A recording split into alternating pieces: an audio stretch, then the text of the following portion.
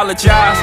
Our love was one for the ages, and I contained this all this ratchet shit, and we more expansive now. Meant to cry and die alone in these mansions, or sleep with our back turned. We supposed to vacate till our backs burn. We're